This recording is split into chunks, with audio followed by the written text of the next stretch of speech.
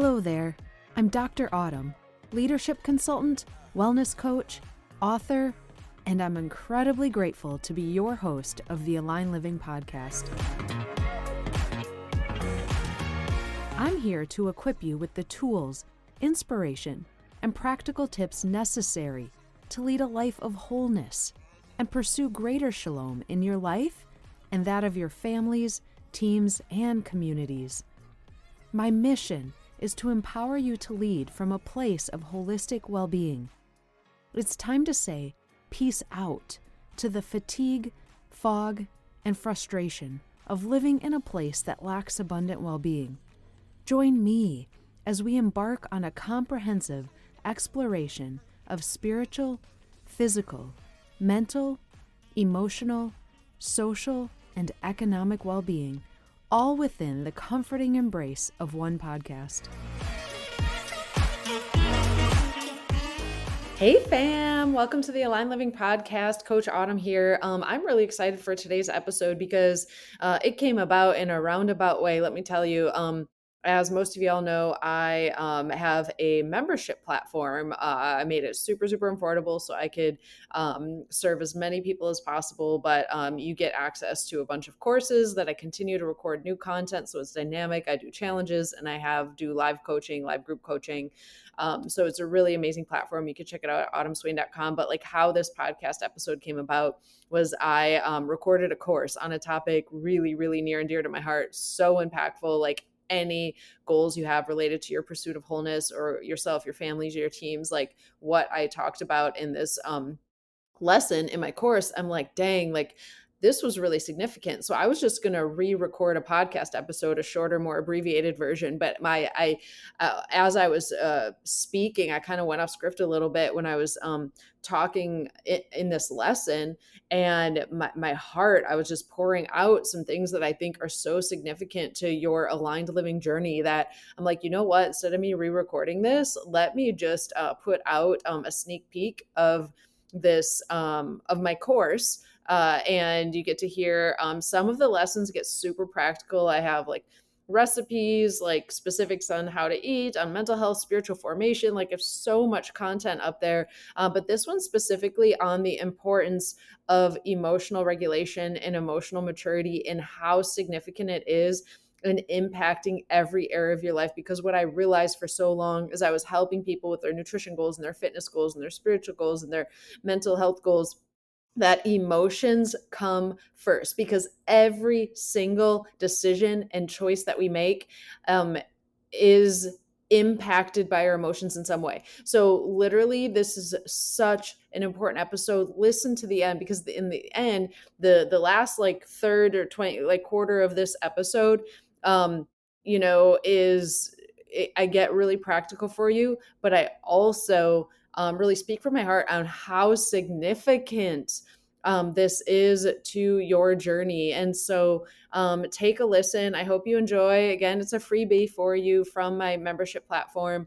Again, about the importance of emotional health in impacting everything. Like the whole purpose of Align Living is moving you from where you are to where you want to be, this gap in the middle. Like I get really practical on serving you and how do you bridge that gap. My membership platform goes even way more in depth, way more resources, way more support than this podcast. But this podcast, I at least want to give you some it's your starting blocks to get you going in a positive direction. So enjoy this sneak peek, and don't forget to visit my website. Have a great day. Hey there, Align Living community. I am so excited about the lesson that I'll be covering today, because honestly, it's probably one of the things that you felt you needed the least in pursuit of your goals, but probably one of the most important things, because it's often neglected, but it's integrated with everything we do. And so unless we understand what I'm about to talk about, it is virtually impossible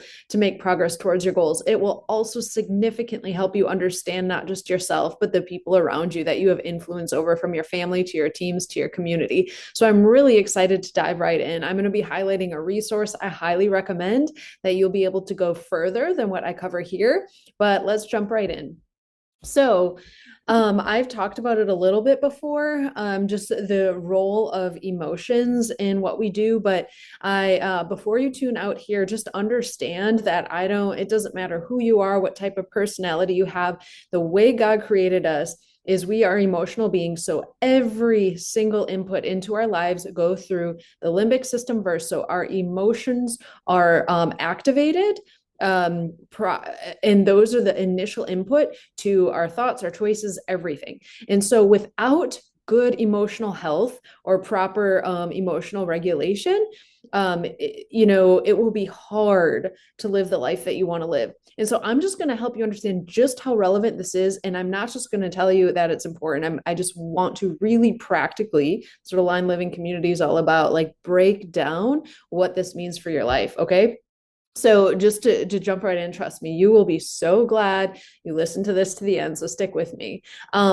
For the longest, me personally, I would focus on physical health, spiritual health, and mental health, like mindfulness, like what goes into our minds, right? I didn't pay so much attention to the importance of emotions until it started like becoming so relevant to my life that I couldn't ignore it. I mean, it's always relevant, but it really, like, I hit a place where I'm like, man, I need to give this attention.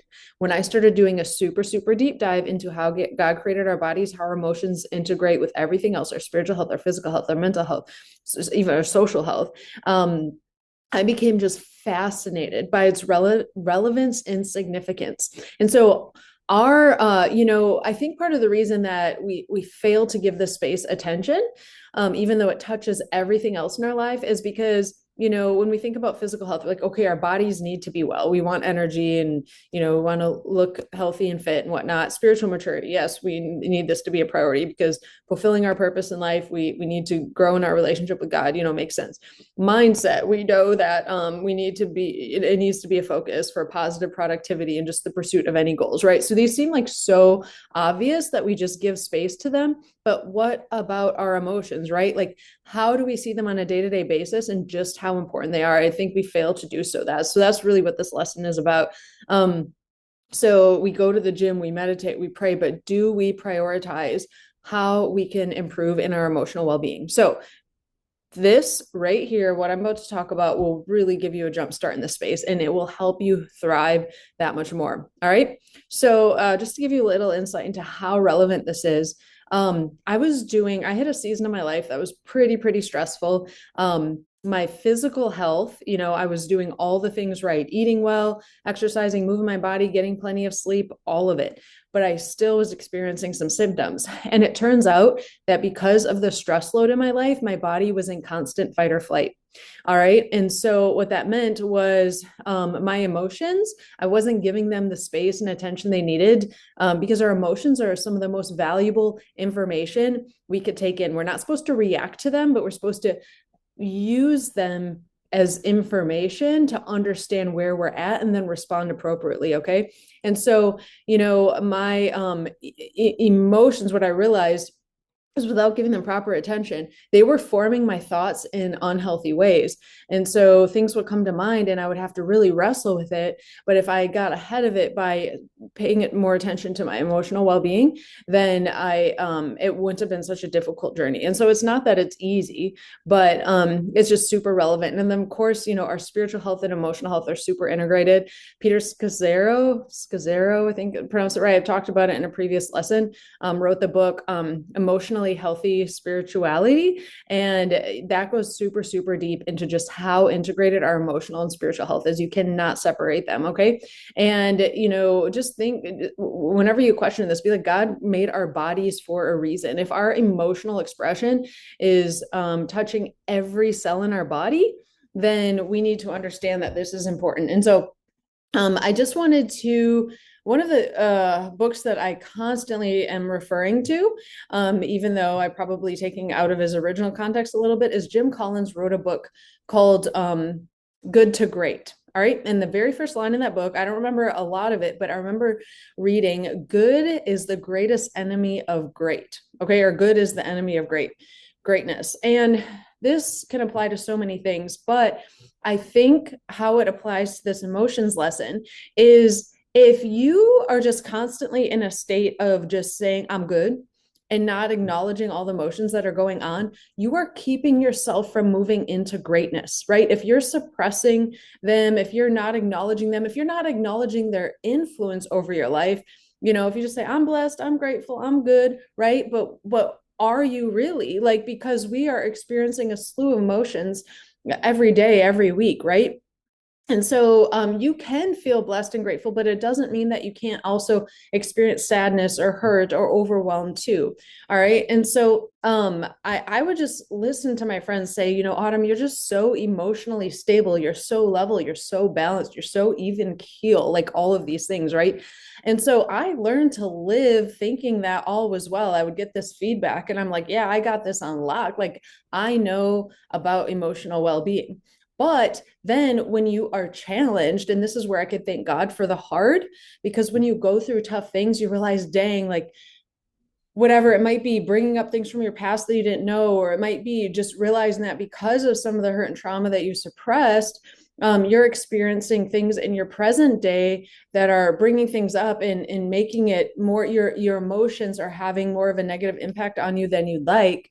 And so, like literally being level or even keel shouldn't be the goal, because experiencing emotions isn't a bad thing. It should really, the goal should be, how healthy are you emotionally? How well do you take in the information from the emotions you're experiencing, and then help you learn from it, create self-awareness and grow, because you can force like that even keel, right? Like you can force yourself to show up that way, but then when you're suppressing things, like that's not healthy, right? So health is the goal. That means doing the hard work. But I will tell you, after I spent time with that in, therapy and prayer and just doing all the things holistically in all areas, with community, with physical health, spiritual health. After that, I elevated when I stopped suppressing and just being like, I'm good. When I acknowledged the reality of everything, it's just allowing me to level up. And so I want you to know this, because the better you become at stewarding your emotions, and stewarding them well, your emotional health will be better and you will level up in every area of life. Okay.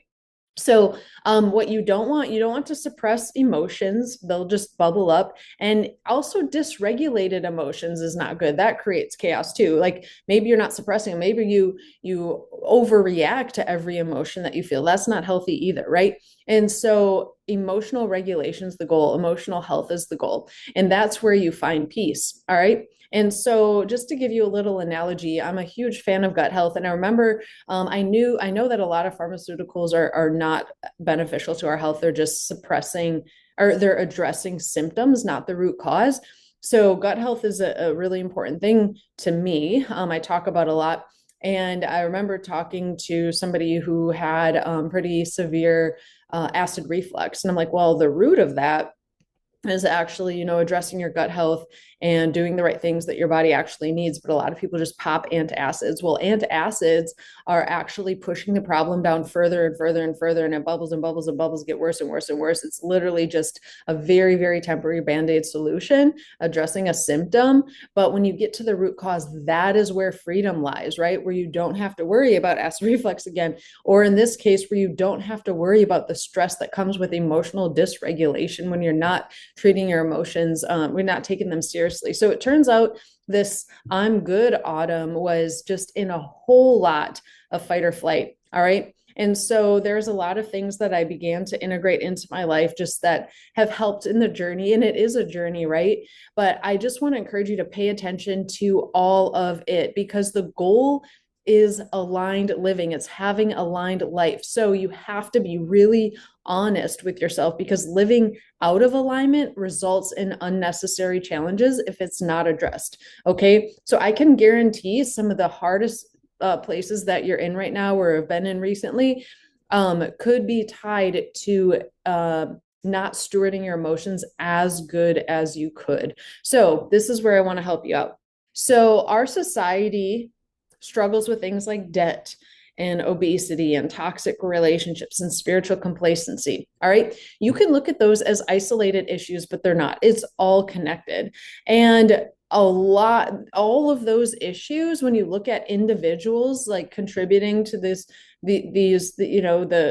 reality of our communities, is tied to emotions and um, emotional choices when we're not in a healthy place. All right. So, for example, you have instant versus delayed gratification. I could tie delayed gratification as a partial solution to addressing every one of those things above.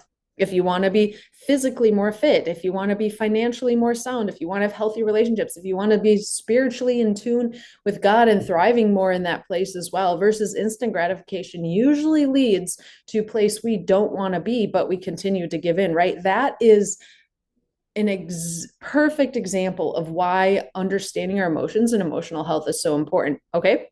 So, if you're thinking, I'm just not an emotional person, or you don't believe how significant the emotions impacts are on you, I just want to give you an example of just emotions that we all experience, because it is not a thing. It's not even a thing to say I'm not an emotional person, because we all experience emotions. Now, different people express their emotions differently. Maybe you are one to suppress them more, but it doesn't mean they're not there. It just means they're suppressed. All right. And so I'm trying to change the narrative here in how we think about emotions. All right. So you have a lot of the obvious primary emotions that are pretty universal: happiness, sadness, fear, anger, surprise, disgust, even. All right. And you have, joy and contentment and love and hope and relief, like all of these things that we might experience. Of course, we have anxiety and frustration and guilt and shame, loneliness, jealousy, disappointment, embarrassment, regret, and grief. Okay. These are also all hard emotions that we experience. And then as it relates to our relationships with one another, we experience empathy or lack thereof, compassion, again, lack thereof, envy, admiration, trust, resentment, affection, rejection, belonging. You see, like, it is literally impossible to tell yourself like this is not part of your life. And so oh, insecurity, I missed one. That's another one, right? And so we need to change this narrative, because we're all emotional beings, because almost everything that happens to us or we experience is connected to one of these emotions, or two or three or four or five of them, And so what I think people are intending to say is, like, I have control over my emotional responses, maybe, and that could be true, but it's not that we're not experiencing emotions. Or maybe you are experience emotions to the extremes. Either way, the importance is that you're in pursuit of health when it comes to this. All right. And that is a very multifaceted solution or goal or pursuit, right? Just like if you want to be physically well, you can't just eat right. You also have to move your body and exercise. You also have to sleep well. You also have to manage your stress. So same thing with emotional health. There's just multiple things that you want to be aware of. All right. So let's talk about that, because suppressing emotions or overexpressing them are unhealthy emotional responses. And so I just want to look at how emotions impact us, and it's tied to solutions. So just stick with me here. So, because the reality is that if the whole goal of aligned living, right, is you have some goal, like you want to eat better, help your relationships, or you want to have better mental health, or whatever it might be, like all of our actions are influenced by our emotions. They often drive how we respond to situations, how we respond to people, how we respond to decisions. Think about it. Think about the last important decision you made and how emotions influenced it. It could have been good. It could have influenced them good, for the good, or not. But from these examples, I want to drive home the point that it isn't the emotion that's good or bad. It's how we choose to let it influence us. It's the stewardship part, right? And so again, like most things, it could be a tool for good or harm. All right. So emotions act as internal signals. They're giving us information about our environment and our needs. Okay. That's a good thing. It could be fear that might signal danger or something that is happening around us that we need to be aware of. It could be joy that encourages us to reinforce positive behavior. Emotions also influence decision making, and I've been doing this series on what influences our choices. Because when I go back to it and I say, okay, man, my desire with aligned living is to help people bridge the gap from where they are to where they want to be. Everything in that gap is about what choices you're making. And so I knew that it was important to spend time here. So if emotions influence decision making, we're rarely making choices off logic alone. Our feelings do guide what we prioritize and how we assess the risk versus reward. An example, anxiety, which might in an unhealthy way lead to avoidance or lead to over preparation. Again, another emotion, excitement, can push us to take risks or try something new. Okay. The third the impact of emotions is that they affect relationships. They just do. They shape how we communicate and connect with others big time, right? It could be empathy that leads to supportive actions. Or if you've ever been in a relationship where somebody lacks empathy, it's really, really hard. Anger, an emotion that definitely influences relationships. It could cause conflict, or it could also drive us to set boundaries, which could be really valuable. Again, the fourth way that emotions influence us is they could either fuel or block action. You have motivating emotions, passion, hope, they can energize us. But overwhelming emotions like shame or fear can cause us to move into paralysis or withdraw or something that doesn't benefit us, right? Blocking action. Unchecked emotions often lead to reactive behavior. So again, unchecked. So like this is where I would say if there's a lack of emotional health, it leads to reactive behavior, which is where you don't want to be. You want to respond, not react. So that's the biggest goal of this for me, just to equip you with some tools to navigate this space. Because when we don't pause to process emotions, we tend to react rather than respond, like snapping when you're frustrated or making impulsive choices when overwhelmed. All right.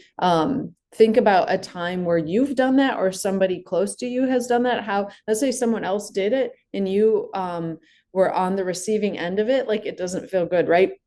And so I'm just learning to recognize and regulate emotions helps us act more intentional rather than being driven by just these automatic reactions. All right. This is why it's so important to pause. And actually, the very first in my aligned living community, this very first challenge that I had put out was a pause challenge. It was called Mindful Moments, the Pause Challenge.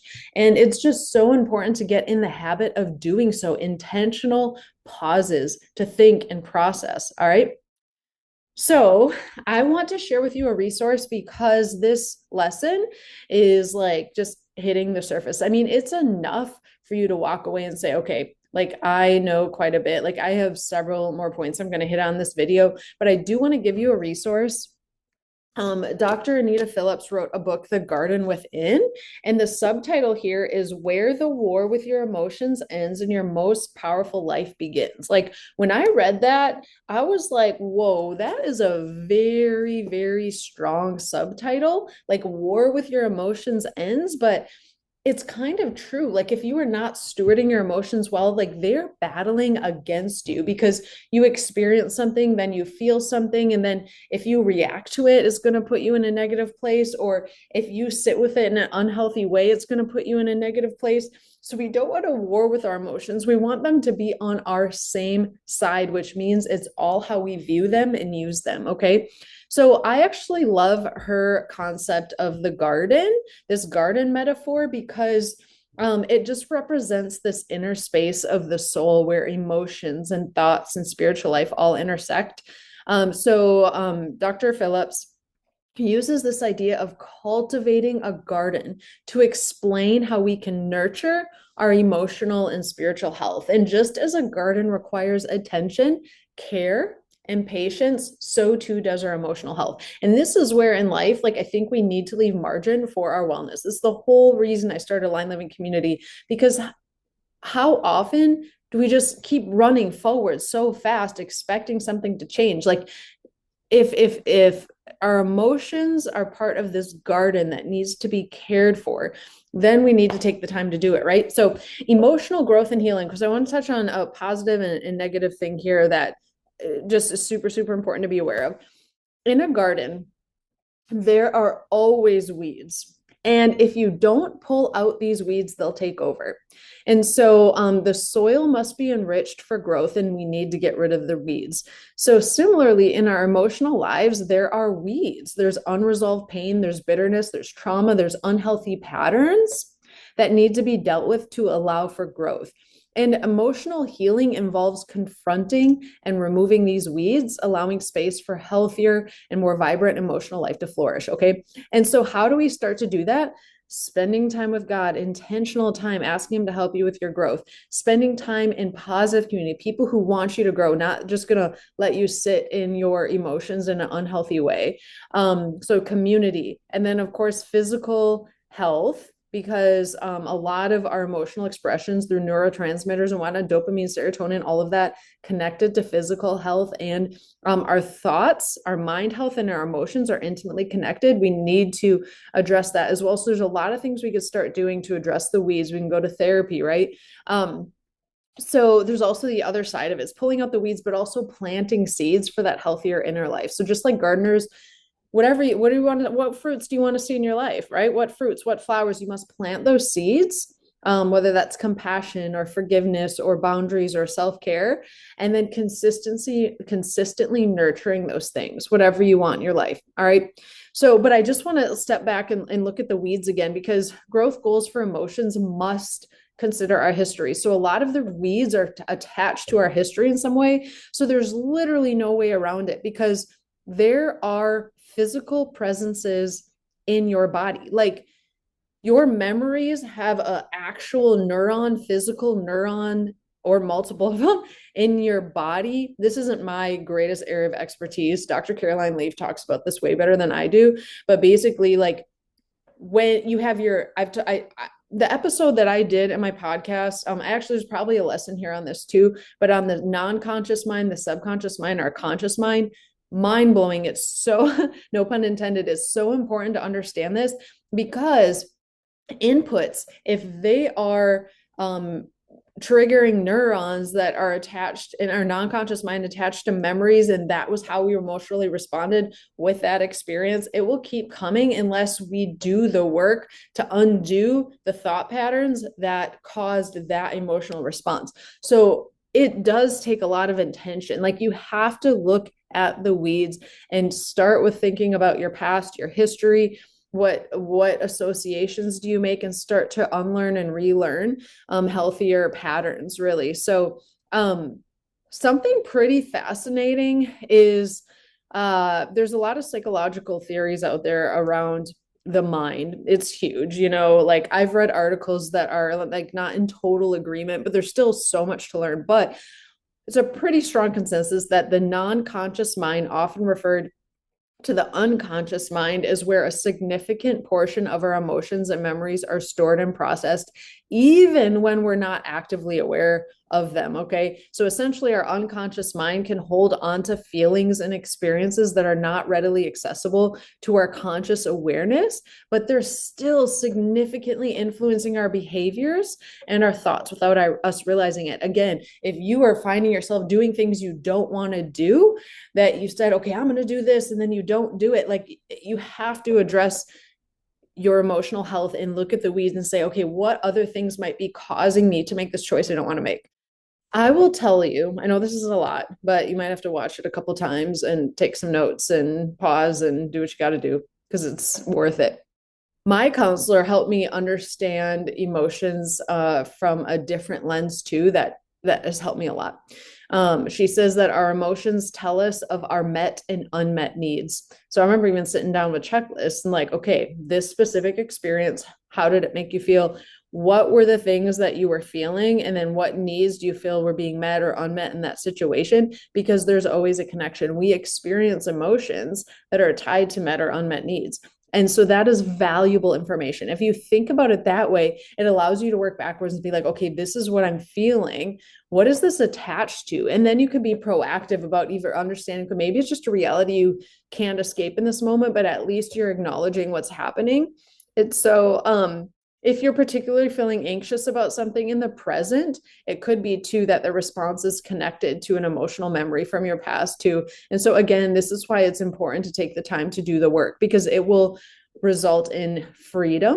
It might not be overnight, it won't be overnight, but it's really, really important. So, with that being said, I want to tie this all back to choices, because where you are versus where you want to be, again, that gap is all about closing the gap, is all about the choices that you're about to make. Whether you're going to grow that gap and get further away from where you want to be, or close it and get closer to where you want to be, it's just all about choices. So how we make decisions is such a huge topic. And so there's so many spaces that we can look at as it relates to emotions and their role in our choices. I'm going to talk about one on this video. Okay. Again, you have The Garden Within, Dr. Anita Phillips' book that you could read. Of course, I'm going to keep adding more and more lessons to your Aligned Living Community membership. And I will do challenges where you can learn more. I will the group coaching, you could submit questions and we'll dive into them together. But what I want to touch on in particular in this lesson, because I want you to have a super, super practical takeaway, is a delayed gratification challenge. Okay. I want to give you the gift of pause. And all that means is like just giving you the challenge or permission to say, like, I'm going to pause when I need to pause. This delayed gratification challenge will change your life. So emotional health and regulation supports delayed gratification. The more emotionally healthy you are, the more regulated you are, the more you will be able to delay gratification. All right. The effects of instant gratification are tough. They will hurt you. They will keep you from getting closer to where you want to be. Decisions are emotional in some way. There's no way around it. Some people might, the emotions might influence their decisions more so than others, but they are playing a role. Whether it doesn't matter if you're emotionally healthy or unhealthy, in some way they're influencing that process. Stimuli comes in through that emotional brain center, the limbic system, and then to our thoughts. All right. So there's no way around it. Emotions are supposed to be information. And when we're emotionally healthy, we take that info and use it. And then our prefrontal cortex makes wise, informed, healthy decisions. But guess what? Unfortunately, there's a lot of things that keep our prefrontal cortex from making those wise, informed, healthy decisions. And this alternative is letting emotions control you instead of using them for helpful information. So no emotions are bad. And Dr. Anita Phillips, I love, I watched her live one time and give a talk. And that was like the biggest takeaway. She kept saying, no emotions are bad. No emotions are bad. And then, like my counselor says, this is data to help you, understand your needs, unmet or fulfilled. All right. So I want to look at instant gratification, its effects on your life and what we could do about it. Okay. So, this is real. It gets deep really quickly. And so honestly, I could take each one of these points and we can go a lot deeper. What I might do is take these different areas and create different lessons or expand upon this, because I'm just going to highlight some things so you understand it's relevant. So maybe the next time you're tempted to eat something really unhealthy, you can ask yourself how your emotions are influencing this choice. Are you delaying gratification, or is this instant gratification right here?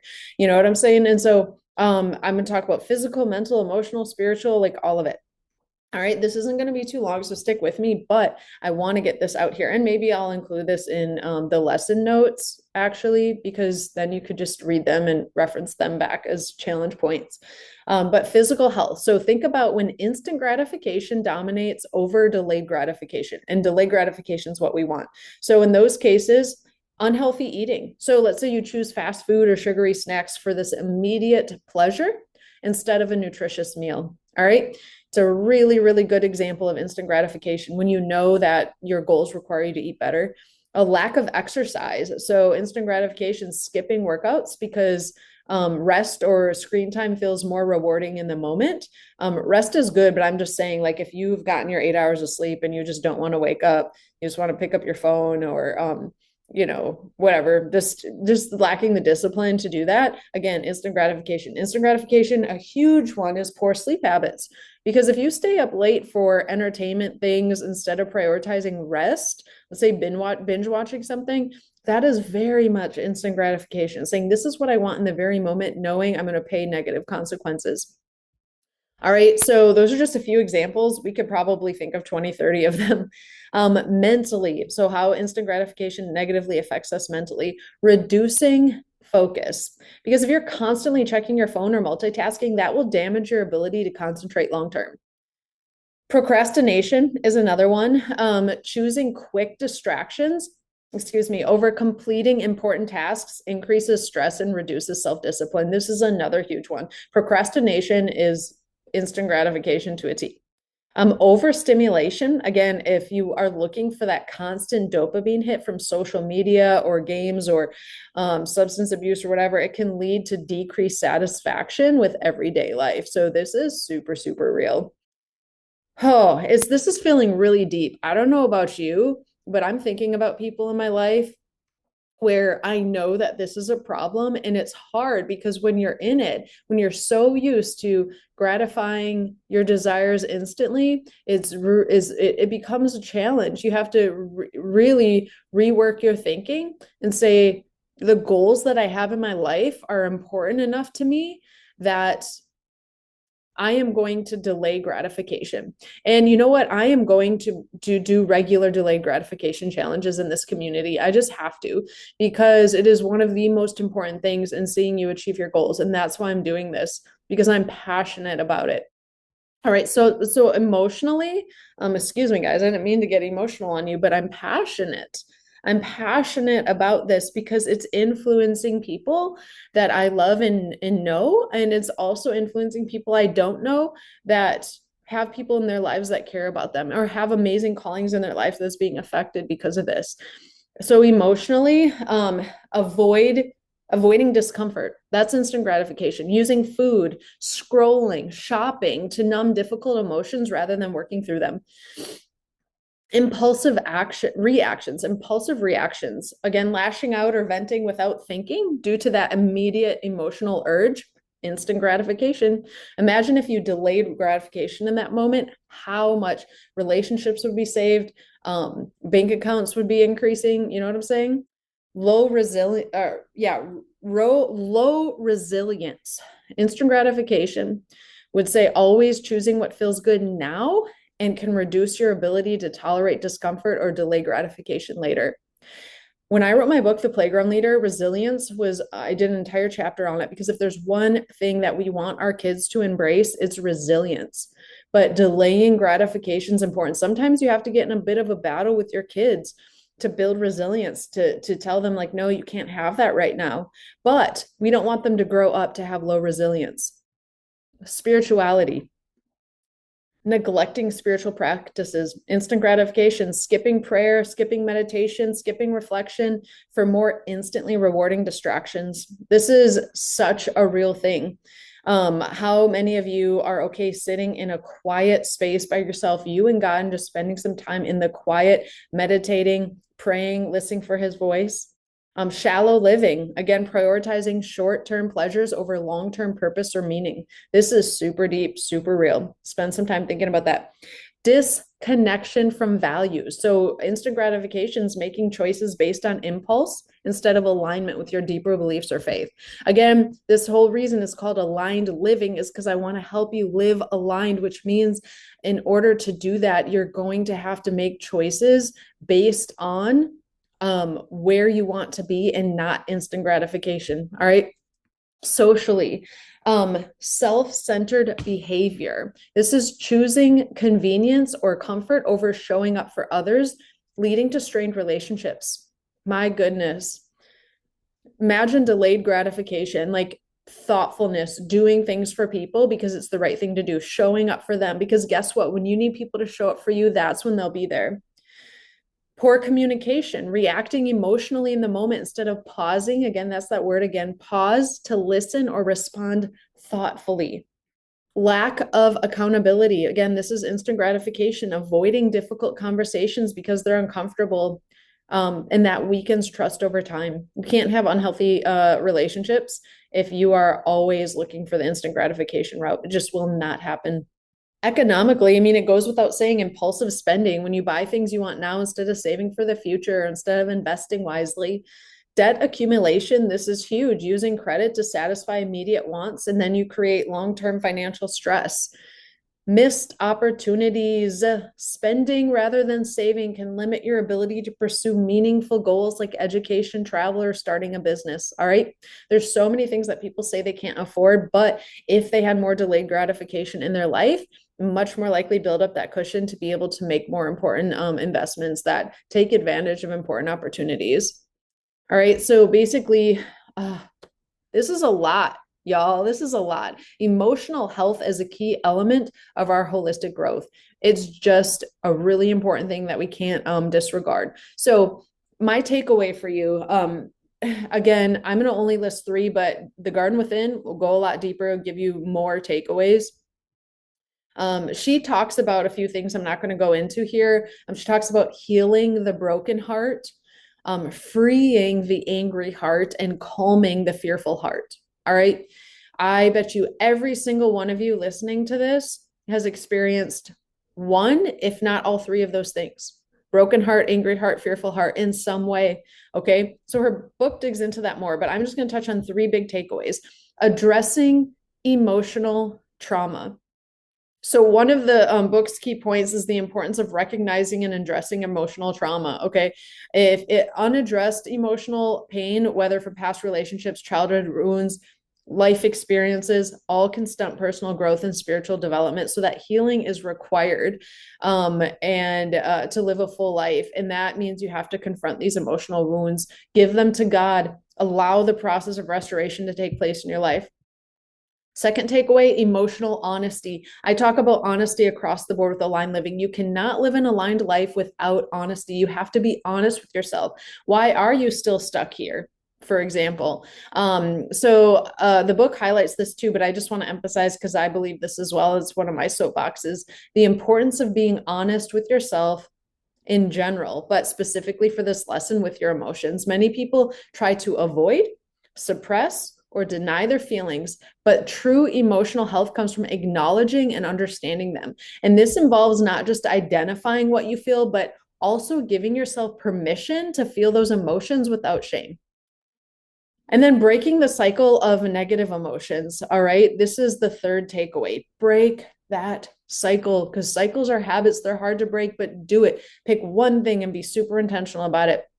Again, in her book, she'll go deeper, but just my takeaway for you: emotional health involves breaking out of destructive emotional cycles, such as anxiety, anger, or sadness, by understanding the root cause. And this is why I go to therapy, because like in my life is pretty good. You know what I'm saying? Like I have a lot of blessings. I have a lot of hard, but unless you get to the root cause, this is why I help people as a coach with aligned living. Let's get to the root cause of the things. That's the only solution. That's freedom.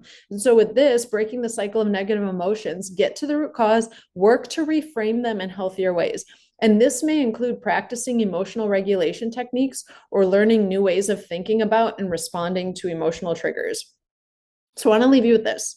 Emotional health is not just about managing emotions, but it involves cultivating a deeper connection with God and understanding and caring for the body, and then being honest with yourself. Okay. Like if you're trying to pursue emotional health, you're like, oh, this is so relevant to me. Like I want to make some significant strides here. Like you can't just manage those emotions. Again, you got to connect with God, you got to care for your body, and you got to be honest with yourself. And I will add, you also got to be in a good community that's really supportive for you, because emotional health is this holistic process, right? It requires ongoing self-reflection, emotional regulation, spiritual practices, and again, support of community. So altogether, this will create a balanced and thriving life that honors God's design for your body and soul. You know, the idea is to work from the inside out. Like this is what my dissertation argument was on, my doctorate program. This is my passion. Aligned living is all about. Everything is intimately interconnected. We are integrated beings. Our emotions are connected to our spiritual health, our physical health, our mental health, our emotional health, our community, and our economic health. There is no separating it. All right. And so nurture that inner garden in you and do it with patience and do it with love and do it with care, knowing that healing is an ongoing process, but one that leads to greater peace, joy, and purpose. All right. And freedom. Right. And so, gosh, this is so real. And I'm so convicted about it because my life, I could say, thank God for the hard because it helped me address some of these things head on. You know what I mean? And spiritually, you'll elevate. Physically, you'll elevate. You'll elevate in every area because your emotions influence every area. So the healthier they are, the healthier you will be. So there are so many layers to this conversation. I'm going to keep adding lessons to my course in the Aligned Living community that goes deeper and deeper and deeper here, but I just wanted to start somewhere so that you guys could be convicted about the importance of leaving time for this, just like you leave time to cook healthy food for your family if you want your kids to be healthy, just how you leave time to pray if you want a good relationship with God. Leave time to pursue emotional health. So thank you for plugging in. I hope that this blessed you as much as it's blessed me. And I would love your feedback. I would love to hear from you. And thank you for listening. Thank you for tuning in to the Aligned Living Podcast. I'm Dr. Autumn, your guide on this journey to shalom or wholeness.